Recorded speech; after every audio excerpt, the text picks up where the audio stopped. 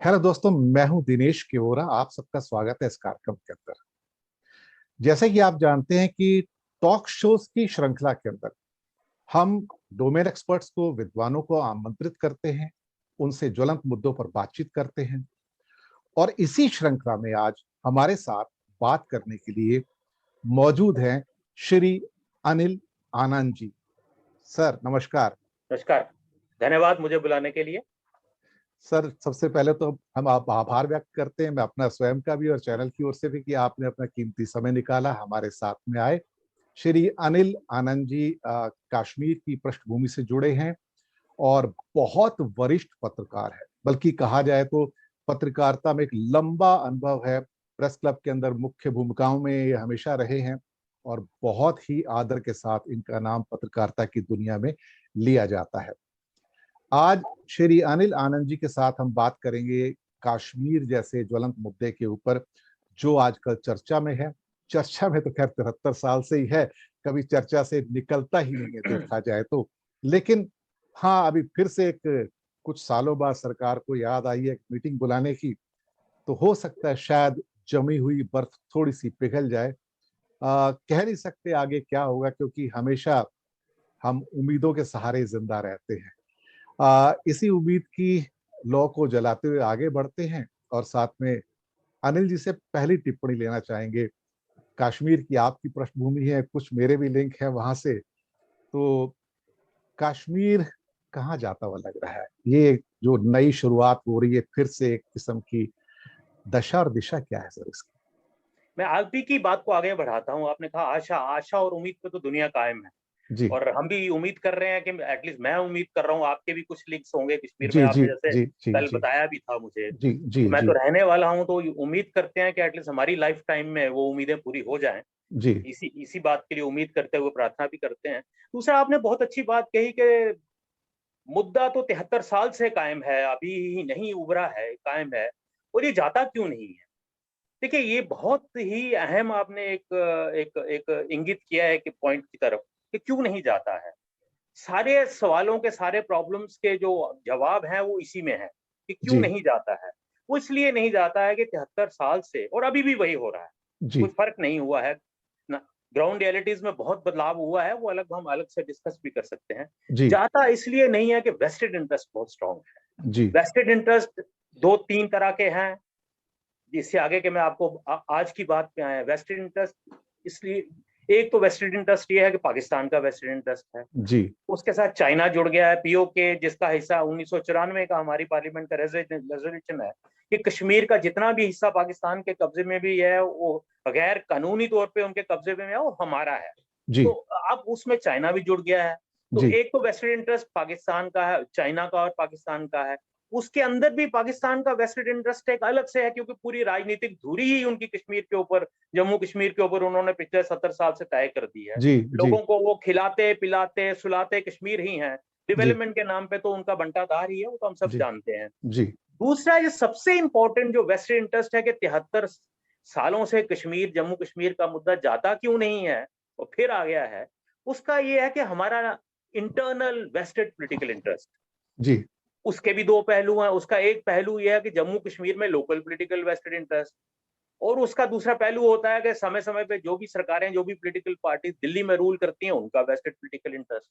और बदकिस्मती ये रहती है कि कश्मीर के मुद्दे को जब राजनीति से जोड़ देते हैं, और फिर वोट की राजनीति से जोड़ देते हैं, तो उसको फिर वो 73 साल क्या 173 साल में भी वो निकल नहीं पाएगा, वो आता रहेगा और हम जी डिस्कस करते रहेंगे। जी अब जहां तक मौजूदा परिस्थिति की बात आपने की, आज हम क्यों डिस्कस कर रहे हैं कश्मीर को, वो इसलिए कि 4 दिन पहले या 24 तारीख को एक घटना घटी। सुखद घटना थी, मैं उसको कहता हूँ। जी उसका आगे क्या निवारण होगा, क्या निकलेगा, वो अलग बात है। कि अंत तो गतवा काफी इंतजार के बाद 5 अगस्त 2019 का जो एक एक डेवलपमेंट हुई कि जम्मू कश्मीर राज्य को तोड़ के दो यूनियन टेरिटरीज बना दी गई, वो काफी कुछ बदलाव हुए। मानसिक तौर पे भी बहुत चीजें जम्मू के लोगों में, कश्मीर के लोगों में बहुत डिस्टर्बेंस हुई उस बात की।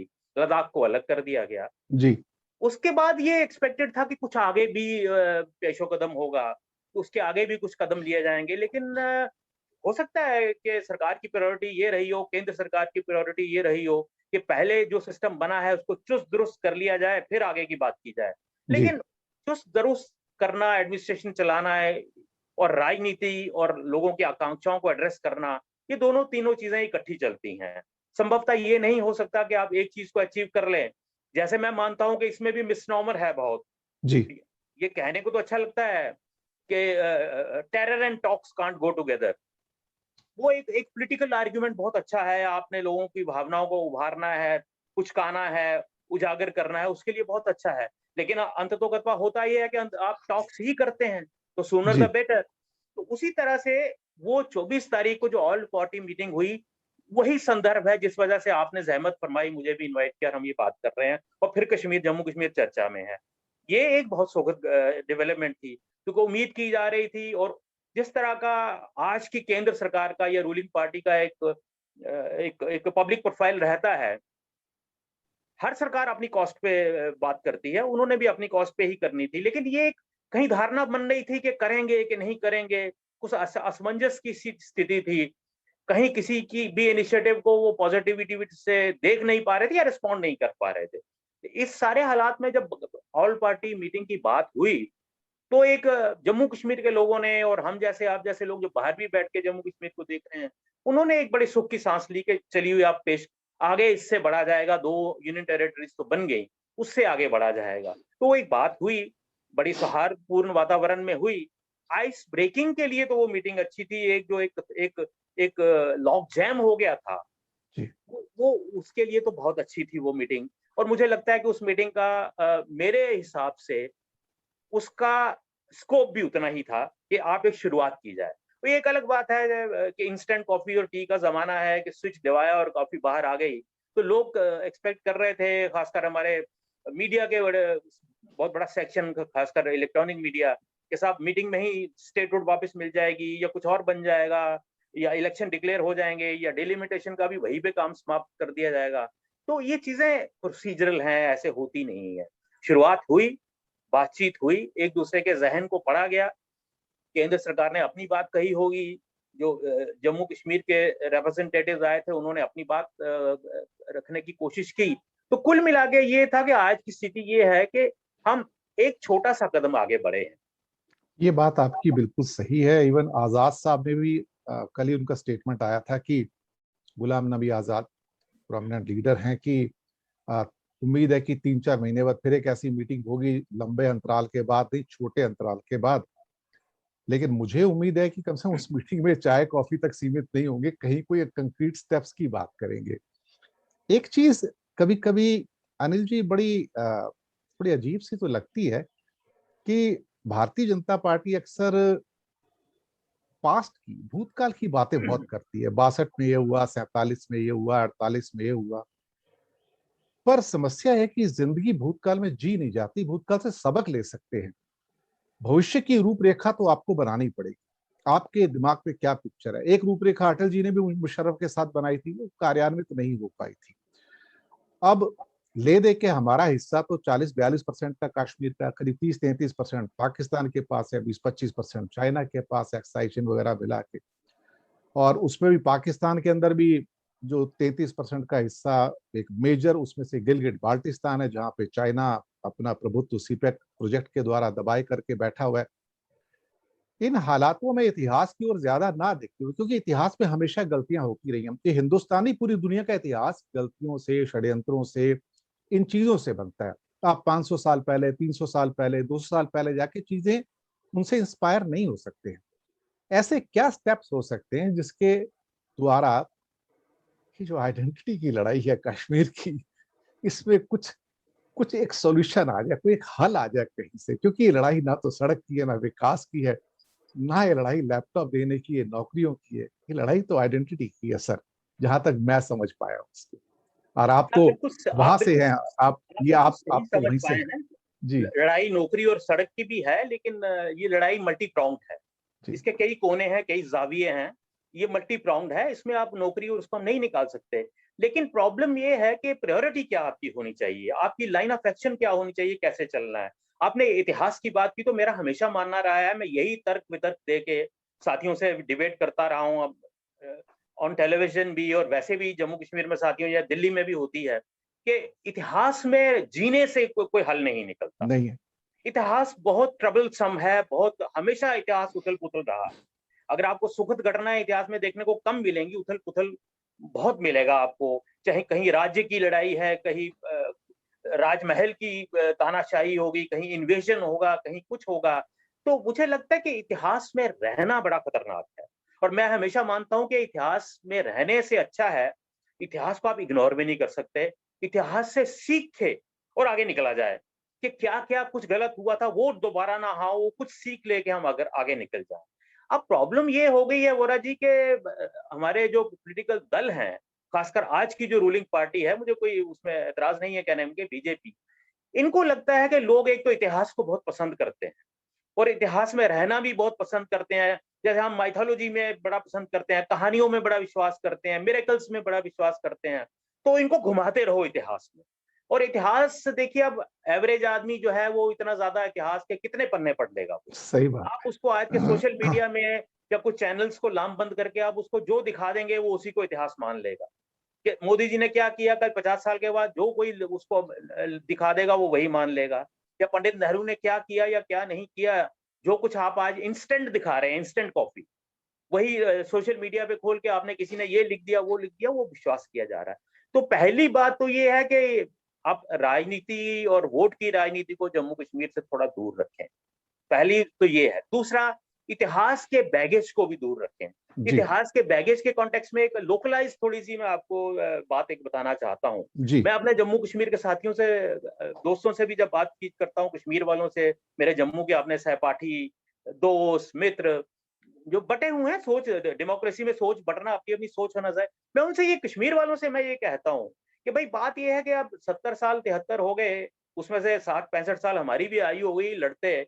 हमारे लोग कहते हैं कि कश्मीरी लीडरशिप ने पिछले 70 साल में हमारे साथ बहुत ज़्यादती की। फैक्ट है, इसमें कोई दो राय नहीं है।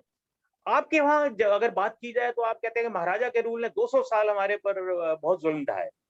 ये भी फैक्ट, मैं नहीं कहता हूँ, कोई भी सरकारें किसी किस्म की भी हो, डिक्टेटोरियल हो, डेमोक्रेसी की हो, मोनार्की हो, हर सरकार ज़्यादती करती है, मैं ये मान के चलता हूँ, जी। कहीं न कहीं जी। कुछ न कुछ जी। ज़्यादती होती है। जी। मैंने कहा हमने 4-5 जनरेशन से एक-दूसरे पे तोहमत लगाते गुज़ार दी। क्या ये ज़रूरी है कि यही बैगेज ऑफ हिस्ट्री मेरी आने वाली जनरेशंस और आपकी आने वाली जनरेशंस लेके चलें? सही क्या ये कहा। अच्छा नहीं है कि उस 47 या साल की या 77 साल की और 200 साल के इतिहास को दरकिनार करके हम ये कहें कि कल अच्छा होना चाहिए, उसके लिए हम मिल बैठ के बात करें।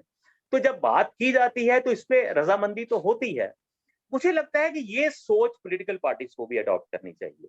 उनको इतिहास को एक जोड़ने का ज़रिया बनाना चाहिए, ना कि तोड़ने का, कि महाराजा बहुत अच्छे थे, उन्होंने बड़ा अच्छा किया आज।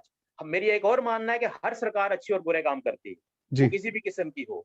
ये तो पॉलिटिकल डायलॉग हो जाता है कि फलाँ सरकार ने कुछ नहीं किया और हमने सब कुछ कर दिया। तो ऐसे ही अगर आप पुराने राजे-महाराजाओं के रिकॉर्ड्स पढ़ें, तो जिन महाराजाओं के पास अच्छे अच्छे लिखने वाले थे, उन्होंने उनको वो हमारी नज़र में अकबर के ज़माने में सब कुछ ही अच्छा हुआ। अशोका द ग्रेट हो गए, उनके ज़माने में सब कुछ ही अच्छा हुआ। जिनके पास शायद नहीं थे या लो प्रोफाइल थे या मेरे जैसा कोई घटिया लिखने वाला मिल गया, उनके अकाउंट वैसे नहीं हुए, वो हिस्ट्री में नहीं, खत्म नहीं हो सर, गए। आप बड़े तो विद्वान मैं पत्रकार रहे मैं हैं, एक बा विद्वान मैं एक पुरुष रहे मैं हैं। एक just I am just trying to pinpoint एक पॉइंट ऑफ व्यू मैं आपको बता रहा हूँ कि कैसे चलता है सिस्टम। तो आपने बहुत अच्छा मुद्दा टच किया। बैगेज ऑफ हिस्ट्री को भी लेके ना चलें हम, चाहे वो बहुत पुराना हो, चाहे वो लोकलाइज़ 73 साल का हो और पॉलिटिकल पार्टीज़ राजनीतिकरण बहुत सोच समझ के जम्मू कश्मीर का करें, ये बड़ा सेंसिटिव इश्यू है। हम माने या ना माने इंटरनेशनल इश्यू है। और दूसरा फैक्ट ये है कि क्यों आगे कैसे बढ़ेंगे आपने वो भी बात आपने इंगित कर दी और बहुत अच्छी तरह इंगित की कि आपको लोकल एस्पिरेशंस का ध्यान बहुत रखना पड़ेगा। ये बड़ा कॉम्प्लेक्स स्टेट था जब था, कश्मीर की एस्पिरेशंस अलग थी, लद्दाख में भी कारगिल और लेह की एस्पिरेशंस अलग थी, जम्मू की एस्पिरेशंस अलग थी, सोच अलग है, लेकिन फिर भी इकट्ठे रहे। महाराजा ने भी बहुत अच्छा हुकूमत उन्होंने भी चलाई, 200 साल तक चलाई, सबको इकट्ठा रखा। तो कहीं न कहीं जैसे आपने बात की political empowerment, protection of domicile rights, हम पहली बार नहीं मांग रहे हैं। आपने आपने कुछ चीज़ बदलाव किए, आपकी सरकार थी, आपका अकीदा था, आपकी फेथ था, आपकी वो आइडियोलॉजिकल कमिटमेंट थी 70 साल से आपने की, बहुत अच्छा किया। लेकिन उसके अंदर हम पहली बार जम्मू कश्मीर में नहीं मांग रहे हैं कि डोमिसाइल राइट्स की यो बात प्रोटेक्शन मिली जाए, जैसे हिमाचल में है। जैसे अभी कल परसों किसी ने सजेस्ट कर दिया, तो हमारे ही डिप्टी चीफ मिनिस्टर हैं आजकल, वो किसी पार्टी के साथ वाबस्तगी उनकी नहीं है, मुजफ्फर बेग साहब मीटिंग में भी थे, तो उन्होंने कहा 371 को यहाँ भी लगा दिया जाए। 371 नॉर्थ ईस्ट नागालैंड में वाला है, उसके नागालैंड। कुछ कुछ धाराएं उसकी हिमाचल में भी चलती हैं, तो कुछ ना कुछ निकल सकता है। तो बात ये है कि अगर आप अपनी मंशा के मुताबिक यूनिटरी सिस्टम बनाने के बजाय लोकल लोगों की एस्पिरेशंस, महत्वाकांक्षाएं, आकांक्षाएं लेके भी साथ रखें, उनको भी साथ साथ चलाएं, तो मुझे लगता है कि सोल्यूशन जरा ज्यादा जल्दी निकलने के चांसेस होते हैं। ये आपने बहुत अच्छी बात की। रीजन तो यही है दर्शक मित्रों कि हिंदुस्तान एक बड़ा हेट्रोजिनस कंट्री है। ना या एक जैसा रंग है, ना खाना है, ना कपड़े हैं, ना भाषा है, ना सोच है। ये तो एक गुलदस्ते की तरह है, इंद्रधनुष की तरह सारे रंग हैं इसके अंदर। यहाँ एक किस्म का खाना, एक किस्म की इम्पोजिशन नहीं चल सकती। आपको एक रीजनल एस्पिरेशंस को समझना पड़ता है। और 371 तो कई एरियाज में देखा जाए तो कर्नाटका में और महाराष्ट्र गुजरात में भी है, और जी, नॉर्थ ईस्ट में आंध्रा त्रिपुरा में को भी छोड़। है, कुछ जी, प्रोविजन आंध्र आंध्रा में आंध्र भी है। आंध्र में भी है, और नॉर्थ ईस्टर्न स्टेट्स में है, त्रिपुरा को छोड़ के हिमाचल में है। तो अब ये इसीलिए बनाए गए थे कि वहां की जो रीजनल एस्पिरेशन है, जहाँ पे लोकल जनता के लिए प्रावधान चाहिए, डोमिसाइल चाहिए, नौकरियां चाहिए, या लैंड के जो एक्ट्स होते हैं उसमें जो खरीदारी के प्रोविजंस हैं, वही मुजफ्फर बेग साहब ने बात कही थी। कभी कभी एक ही लाठी से सबको हाँकने की कोशिश की जाती है, एक ही कानून से सबको हाँकने की कोशिश की जाती है, वो कभी कभी बहुत भारी पड़ता है। क्योंकि फिर हिंदुस्तान एक ऐसा मुल्क है जिसे मैं कई बार कहता हूँ, ये सरजमीन हिंदुस्तान है। सरजमीन हिंदुस्तान को समझना इतना आसान नहीं है, और बहुत कम राजा हिस्ट्री में भी ऐसे हुए जो इस जमीन को समझ पाए, यहाँ की आकांक्षाओं को, यहाँ के रंग को समझ पाए। एक मुद्दा उठ रहा है आनंद जी, डिलिमिटेशन का। बात हो रही थी मिस ट्रस्ट की, दिल्ली और श्रीनगर के बीच की दूरी ज्यादा है। फिलहाल तो श्रीनगर ही उठ के दिल्ली के पास आया है, लेकिन दिल्ली अभी कोई ऐसा स्टेप ले जो वो श्रीनगर के पास जाए। और ये डीलिमिटेशन क्या इस ट्रस्ट डेफिसिट को शायद और बढ़ाने का काम नहीं कर देगा? अ, मैं आपकी भावनाओं से बिल्कुल सहमत हूँ, क्योंकि ये डीलिमिटेशन जो होने जा रहा है, बड़े खतरनाक मोड पे होने जा रहा है। जी। डीलिमिटेशन की जो प्रोसेस है, ये बदकिस्मती से गत दशकों में भी इसको बहुत मिसहैंडल किया गया और बहुत मिसयूज किया गया है, फॉर ऑब्वियस पॉलिटिकल रीजंस। और जिस तरह की सोच मुझे अभी देखने में मिल रही है, वो पहली सोच और आपकी सोच डिलिमिटेशन करवाने में कोई अंतर ज्यादा मुझे नजर नहीं आ रहा है। इसलिए मैं आपकी सोच से सहमत हूं कि ये डिस्टेंस या बिखराव या तनाजा और बढ़ा सकता है। ये मेरा ये फिर मानना, मैं उसी बिंदु पे आ रहा हूं कि अगर आप डिलिमिटेशन को भी बड़े ट्रांसपेरेंट तरीके से करें, आप बड़े अपॉलिटिकल तरीके से करें, इसके साथ पॉलिटिकल पार्टीज जो हैं, खासकर मेन प्लेयर्स जो हैं, चाहे वो कश्मीर सेंट्रिक नेशनल कॉन्फ्रेंस और पीपल्स डेमोक्रेटिक फ्रंट है, या जम्मू सेंट्रिक या नेशनल पार्टी बीजेपी है, या फिर कांग्रेस है, डिलिमिटेशन को किसी रीजन, किसी धर्म विशेष, किसी खिते विशेष से जोड़ के उसका प्रचार ना करें। डिलिमिटेशन को फैक्चुअल सिचुएशन के क्या आबादी है, कौन सा सेंसस होगा, अगर इस पे भी थोड़ा समन्वय बिठा लें, क्योंकि इस पे भी दो तर्क हैं। एक कहना है कि जो लेटेस्ट सेंसस है उसके ऊपर होना चाहिए, एक तर्क जो चल रहा है, जो सरकार शायद करवाना चाहती है, वो 2011 के सेंसस के ऊपर करवाना चाहती है। तो कहीं ना कहीं इस पे भी थोड़ी सी सहमति बना के ही आगे बढ़ा जाए तो तनाजा थोड़ा कम होगा। और दूसरा, इसका राजनीतिकरण ना किया जाए, इसको इससे ना जोड़ा जाए कि जम्मू की सीटें बढ़ गई और कश्मीर की कम हो गई तो पावर सेंटर शिफ्ट हो जाएगा। पावर तो वही रहेगी, सरकार तो वही रहेगी। और फिर देखिए, एक और चीज है, ये जरूर है कि एक तर्क दिया गया, और वो था कि जिस एरिया की ज्यादा सीटें होंगी वहां का मुख्यमंत्री होना चाहिए।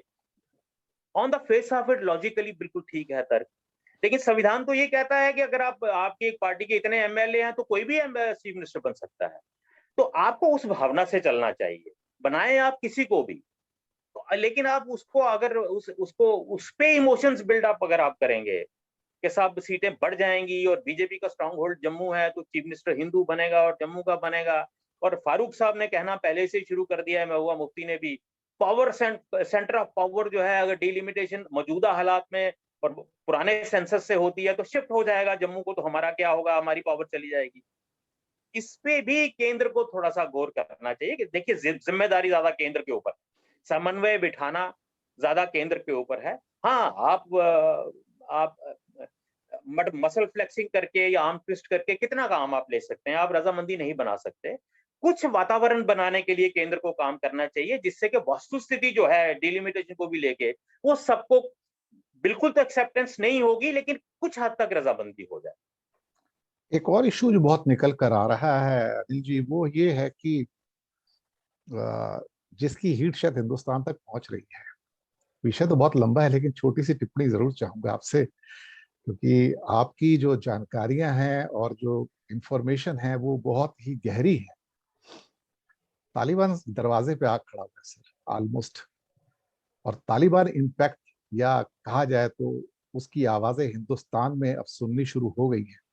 सरकार भी इस बात को पहचान रही है कि तालिबान का आना और उससे बात करनी पड़ेगी, जिससे हिंदुस्तान ने हमेशा गुरेज किया कि हम इससे बात नहीं करेंगे। लेकिन अब उसी तालिबान से बात करनी पड़ रही है, क्योंकि कहीं ना कहीं कश्मीर के ऊपर एक इनडायरेक्ट इम्पैक्ट की बात तो हो रही है। इस पे आप क्या कहना चाहेंगे? देखिए, फिर मैंने वही कहा कि पॉलिटिकली इमोशनली लोगों को ब्लैकमेल करने के लिए ये आर्गुमेंट दिया जाता है पाकिस्तान से बातचीत नहीं होगी, talks and terror can not go together, as a slogan ठीक है चुनाव के लिए। लेकिन उसके अलावा देखिए, अंत तो गत्वा क्या हमारे पास तो ये दो अल्टरनेटिव होते हैं। एक अल्टरनेटिव तो है जंग, जी कोई रोकता नहीं है, वो ऑप्शन आपके पास है। आप जंग करिए, आप फतह कर लीजिए, पीओके का एरिया फतह कर लीजिए, पाकिस्तान फतह कर लीजिए। एक तो वो ऑप्शन रहता है। दूसरा ऑप्शन ये होता है टॉक्स। केवल स्थितियों के में ये होता है कि why, when and where, talks तो होनी ही है। कब, क्यों और कहाँ होनी है, इस पे बहस होनी चाहिए। आप अभी नहीं करेंगे, 6 महीने के बाद करेंगे। आप आज आज की डेट में जो मौजूदा सरकार है, इनका एक अपना एक बड़ा पुख्ता स्टैंड है कुछ मुद्दों को लेके, उस पे किसी को कोई एतराज होना नहीं चाहिए। लेकिन वही सरकार के लोग तालिबान से अगर दोहा में जाके बात कर रहे हैं, तो कोई आश्चर्य भी नहीं होना चाहिए। आश्चर्य तो उन लोगों को होना चाहिए जो इस चीज को विश्वास करके बैठे हुए थे, but no, for no times to come, ना पाकिस्तान से बात होगी ना तालिबान से बात होगी। अगर इंटरनेशनल अंतर्राष्ट्रीय परिप्रेक्ष्य ही बदल रहा है, तो दूसरी बात एक और है कि देखिए, पाकिस्तान के साथ भी हमारी एनएसए लेवल की बात हो गई, दोहा में हुई है, दुबई में हुई है, एनएसए लेवल की बात हुई, और रिपोर्ट्स हैं कि हमारे रॉ चीफ और या रॉ के ऑफिशियल्स और आईएसआई के ऑफिशियल्स के बीच में भी बातचीत हुई है। तो ये भी कहा जा रहा है कि उसी का बातचीत का एक ऑफशूट है कि हमने ऑल पार्टी मीटिंग देखी। जी तो कई जी चीजें जी। हैं उसमें, इंटरकनेक्टेड हैं। और ये एक बात मैं आपको बता दूं, मैं भी पिछले 40 से 1 साल जर्नलिज्म और उससे पहले 10-15 साल स्टूडेंट यूथ पॉलिटिक्स में भी रहा हूं, बड़ा करीब से देखा जम्मू कश्मीर में। पाकिस्तान और बाद में अफगानिस्तान भी, ये हमेशा एक फैक्टर रहा है। जब तक इनका रेजोल्यूशन नहीं होता था, हमारा उनके साथ जो भी चीजें हैं उनका नहीं होता। तो ये आज भी अगर इश्यू हो रहा है, अफगानिस्तान तालिबान के आने, जब नहीं थे तालिबान तो भी वो इश्यू था, तो भी वहां से मिलिटेंट्स आ रहे थे, कभी कम आते हैं, कभी ज्यादा आते हैं, कभी रुक गए, बहुत सप्लाई कभी कम हो गई, कभी ज्यादा हो गई, क्योंकि कभी वहां प्रोडक्शन ज्यादा हो जाती होगी, उनको यूथ एक्सप्लॉइट करने के लिए ज्यादा मिल जाता होगा, गन उठा के और अल्लाह ताला के नाम पे भेज देते होंगे वो। कभी सप्लाई कम हो गई, कभी कुछ हालात प्रेशर बन जाते हैं, कम आए, कभी शायद हमारे यहाँ प्रेशर इस किस्म का बन गया कि आपका आना मुश्किल हो गया। लेकिन ये एक मुतवातर कॉन्टिन्यूस फैक्टर है, तलवार है जो हमारी गर्दन पे लटकी रही है और अभी भी लटक रही है। बिल्कुल हाँ, सही कहा। मैं ये नहीं मानता हूँ कि केवल इसी फैक्टर से ऑल पार्टी मीटिंग की गई। मैंने एक आर्टिकल लिखा भी था, शायद आपको भी मैंने लिंक जी भेजा। जी जी जी, वो मैंने देखा। आज इंडियन एक्सप्रेस में भी उस आर्टिकल की अक्कासी हुई है, एक हमारी पुरानी कोलीग की, उन्होंने लिखा है, अलग तरीके से लिखा है, उसी का लिखा है कि ये ना तो बाइडन के प्रेशर से मीटिंग हुई है, ना पाकिस्तान वाले उससे हुई है, उन्होंने अलग तर्ज से लिखा है। ये लोकल, उसको आप इलेक्ट्रल इंटरेस्ट कह लीजिए, लोकल पॉलिटिकल इंटरेस्ट कह लीजिए, या जो मर्जी कह लीजिए, उन फैक्टर्स की वजह से भी हुआ है।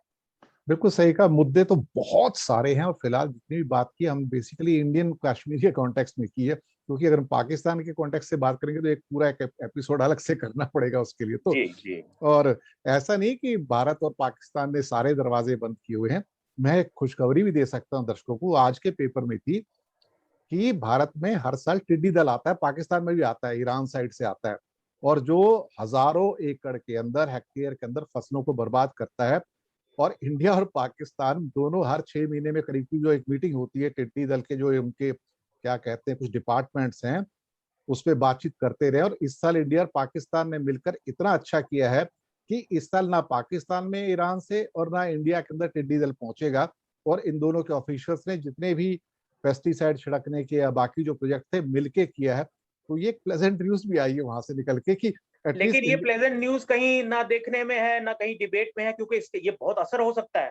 ना ही सरकार को इसमें इंटरेस्ट होगा, ना पॉलिटिकल पार्टीज को इंटरेस्ट होगा कि इस ये जो एक सौहार्द ऑटोमेटिकली बन गया है, एक कुदरत की विपदा को लड़ने के लिए एक हमने यूनाइटेड एफर्ट किया है, इसको अगर लोगों तक ले जाया जाए तो ऐसी चीजों का बहुत पॉजिटिव इम्पैक्ट होता है। लेकिन इनका राजनीतिक असर जो फायदा है, जो वोट का फायदा है, वो नहीं होता है बदकिस्मती से। बिल्कुल। तो लेकिन इस मानसिकता को भी राजनीतिक दलों को बदलना चाहिए। ये आज की न्यूज थी, मैंने कहा ये थोड़ी सी एक खुशगवार ये न्यूज है। चल अब रहे मैं हैं बताऊं एफर्ट्स, ये चल रहे हैं। देखिए कि टिड्डी दल हुआ या दरिया हुए, पानी हुआ, चलिए इसमें तनाजा रहेगा दरियाओं को लेके, पानी को लेके, लेकिन ये है तो कॉमन हेरिटेज।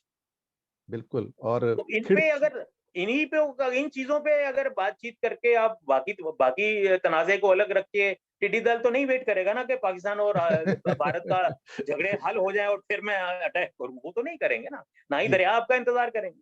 जी जी बिल्कुल। और ये एक खुशनुमा न्यूज थी एक जो मैं जी भी थोड़ा बहुत सा अच्छा। पहले से चली आ रही है और आपस में हाँ हाँ बातचीत हर 6 जी। महीने में करते आए हैं। तो ये आज के पेपर में थी, मैंने सोचा चलिए थोड़ा सा इसको ऐड कर देते हैं, खुशनुमा नोट पे प्रोग्राम का एंड भी हो पाएगा। एक सिर्फ लास्ट की एक टिप्पणी चाहूंगा आपसे। लद्दाख वालों ने भी डिमांड करनी शुरू कर दी है कि असेंबली दी जाए। पहले भी हम असेंबली थी हमारे पास जम्मू कश्मीर के अंडर में, असेंबली रेस्टोर की जाए और बीजेपी के एमपी भी उसमें इन्वॉल्व है सर। देखिए अगर यूनियन टेरिटरीज बनाने से सारे मसले हल हो जाते तो ना तो ऑल पार्टी मीटिंग दिल्ली में जो हुई ना उसकी जरूरत पड़ती। लद्दाख में भी आप अलग अलग बुला रहे हैं। आप ये बहुत इंपॉर्टेंट पॉइंट है। लद्दाख में जब मीटिंग हो रही है, जम्मू कश्मीर पे तो चलो जम्मू और कश्मीर को आपने नेताओं को भी बुलाया, जम्मू रिप्रेजेंटेशन पे अभी भी एक एक विवाद है कि जम्मू के प्रॉपर रिप्रेजेंटेशन नहीं हुई। लद्दाख टेरिटरी जो है उसके लिए आप बुला रहे हैं तो आप केवल कारगिल के लोग बुला रहे हैं, अभी लेके आपने अलग से बुलाने हैं। तो अगर यूनियन टेरिटरी बनाने से ही सारे मसले हल हो जाते जैसे आपने माना एक ही स्ट्रोक में, तो फिर ये ऑल पार्टी मीटिंग्स बुलाने की क्यों क्या क्या जरूरत पड़ गई आपको। मुद्दा फिर वहीं पे आता है रीजनल एस्पिरेशंस का, पॉलिटिकल एम्पावरमेंट का, आइडेंटिटी का क्राइसिस का, जो आपने शुरू किया था बात आइडेंटिटी क्राइसिस का, आपके प्रोटेक्शन ऑफ योर राइट्स का। आपने वो जो यूटी बनाई एक झटके में, उसके साथ ये चीजें भी एक चार्टर बना के ऐड कर दिया होता तो शायद 1-1.5 साल में इतना क्राइसिस नहीं होता जितना कि अब सरकार को भी फेस करना पड़ रहा है।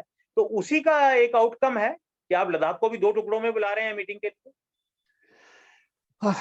तलखियां भी हैं, सहमति भी कहीं कहीं बन जाती है। उम्मीद तो ये है कि मुस्कुराहटें थोड़ी सी वापिस आ जाए आने वाले दिनों में। मुद्दे बहुत हैं कश्मीर के ऊपर बात करने के लिए, एक एंडलेस है 73 साल। कुछ शब्दों में कुछ मिनटों में तो हम उनको सिमटा नहीं सकते, इतनी बात नहीं कर सकते। लेकिन आने वाले दिनों में हम फिर से आनंद जी को बुलाएंगे, फिर से बात करेंगे। जाने से पहले कोई आखिरी टिप्पणी, कोई आखिरी कमेंट अनिल जी आप कहना चाहें? मैं सिर्फ ये कह रहा हूँ कि सारे जम्मू कश्मीर के इशू को आज तक नेगेटिविटी से देखा गया है, चाहे पॉलिटिकल बेनिफिट लेने की बात हो, चाहे और कोई रीजन रहा हो। इसको पॉजिटिव निगाह से देखें, जी, राजनीति को इसमें से निकाल दें, आपका 75% मसला हल हो जाए। बहुत खूबसूरत बात कही है और ये बात भी उम्मीद की ओर लेके जाती है दर्शक मित्रों। तो इसी के साथ हम अपना कार्यक्रम समाप्त करेंगे और हम अपने खास मेहमान अनिल आनंद जी का शुक्रिया अदा करेंगे एक बार फिर से कि उन्होंने अपना वक्त बहुत निकाला, धन्यवाद आपका। हमारे साथ इस चैनल पर जुड़े। आपका बहुत बहुत आभार और फिर आपसे बहुत जल्दी मुलाकात होगी। दर्शक मित्रों, अगले किसी और कार्यक्रम के अंदर, टॉक शो के शो में आपका फिर से हम स्वागत करवाएंगे किसी एक मेहमान के साथ में, एक नए मुद्दे के साथ में। तो तब तक हमें दीजिएगा आज्ञा। धन्यवाद आप सबका।